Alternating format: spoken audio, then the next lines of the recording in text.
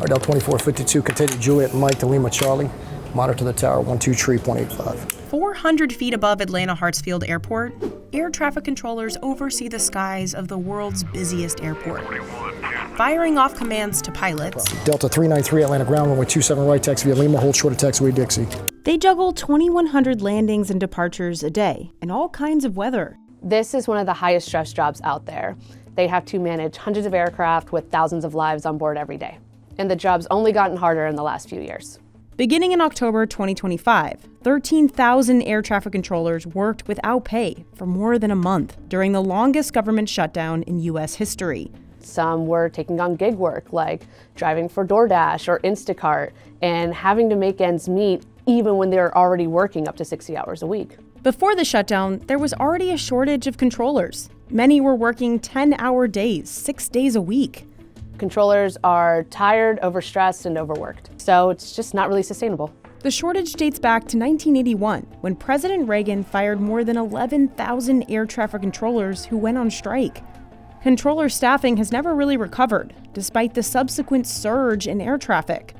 To give some perspective of how this isn't really an easy fix, we are about 3,000 controllers short, and it takes about $100,000 just to train one controller. These shortages can create dangerous situations. In January 2025, when an American Airlines flight crashed into a military helicopter in Washington, D.C., killing 67, there was just one person doing the job of 2 air traffic controllers. In May 2025, at Newark Liberty International, a single controller and a trainee worked a 3-hour shift by themselves. Many air traffic controllers had to take trauma leave just because of the stress and being overtired that the situation caused. A year before the shutdown, Atlanta's airport, the nation's busiest, had just 37 controllers on staff in the tower, when it needed 52. I know it's a big ask. It's a lot of money and it's a lot of time and effort to invest in each controller. But if we're going to allow airlines to keep expanding their flights, we need controllers to keep up with that. Back in 2020, we went inside the Atlanta Airport Tower, the tallest in the U.S., to see why it's so hard to be an air traffic controller. This is Atlanta Hartsfield-Jackson International Airport, and these are its 5 runways. And here's the control tower. It takes a rotating staff of 58 traffic controllers to keep the airport running. Pre-pandemic, they directed 909,000 flights through takeoff and landing each year. These controllers are responsible for any planes inside Atlanta Hartsfield airspace, 5 miles out and 4,000 feet above the airport. Once a plane enters Atlanta's territory, air traffic controllers are in charge of communicating with pilots over radio. They direct pilots in the air through safe landings and pilots on the ground through takeoffs. The goal? Efficiency, efficiency, efficiency. What can you do to help us be more efficient? Well, the one thing that we're not going to do is make sure that you compromise safety in that equation. But the job isn't easy. There's a lot of dynamic decisions. If an aircraft is coming into land and they have to go around because of an unstable approach, the weather didn't cooperate, they couldn't get the runway in sight, you have to be ready to make a decision. To become a fully qualified controller, it can take up to 5 years of classroom, simulator, and on-the-job training.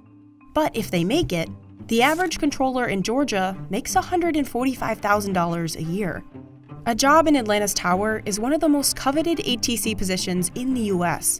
Candidates go through a rigorous hiring process, which can take somewhere just under a year. We're getting closer to 6 to 9 months. Once they've been hired, incoming controllers start on the simulator.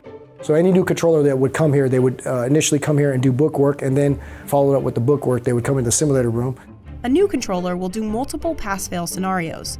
But on the simulator, they'll have fewer planes to juggle than the real deal in the tower. Then they'll have an evaluation, and then if they pass that evaluation, they can head up to the towers. We have 2 controllers working there today.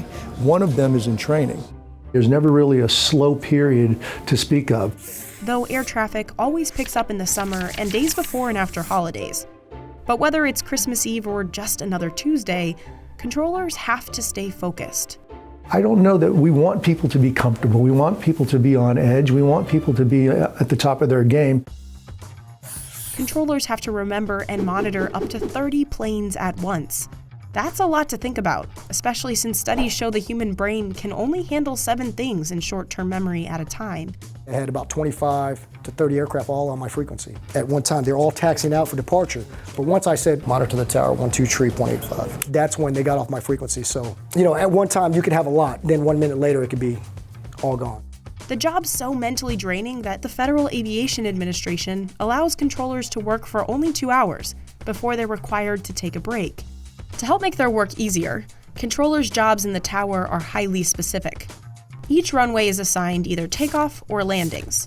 That controller is just focused on that runway, that specific runway and that specific runway only. The controller who clears planes for takeoff or landing is called the local controller. There are 2 or 3 of them in the tower at once.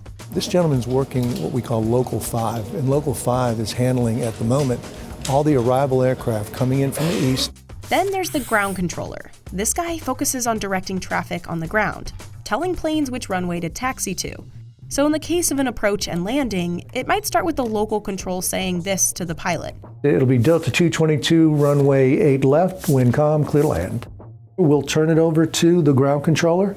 As they exit, Delta 222, contact ground 119.2. They'll go over to ground control. Ground control will tell them which direction to taxi to get them over to the ramp. Controllers have universal rules to follow to make sure everyone is safe. First, there's the lingo. All right, 1123, taxi ramp, keep it moving, traffic behind you, have a good day. The international language for air traffic control is English. They also have special terminology, so no 2 words will get confused. Runway 27 right, follow southwest. The guys at Chicago O'Hare or PDK or Atlanta Tower say the same things for most of our control instructions. It doesn't deviate, and that consistency is what helps us keep communications down to a minimum. Minimal talking is important because every plane and every controller Delta 2452. share the same radio frequency. 353, follow the 737 ahead. And they're all in the same telephone call, 15 airplanes here in Atlanta. Short calls aren't the only way controllers ensure efficiency. These strips help the controllers keep track of all the planes moving through that process. Each one represents a plane. It has the flight number, the airline, the city the plane's going to or coming from, and the departure or arrival time. Once the flight plan is generated at its proposed time, as you've seen right here, these will print out.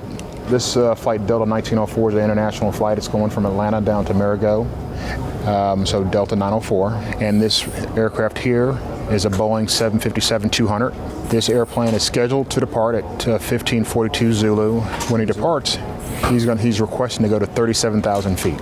So this strip would then, once it's ready, they'd place it in one of these strip holders. So you'd find the Delta 904, which is at Echo 9. They place Echo 9 on here and slide it to the appropriate side. A controller will have 4 or 5 of these strips active at once. This is how they sequence the planes in order of priority. The passenger doesn't see the bigger picture. The pilot thinks, I've been sitting here, why? The reason why he's holding is because we're trying to provide that sequence so that we can get maximum capacity out at one time. Sequencing can help move planes along quicker, but how exactly does it work? Here's an example.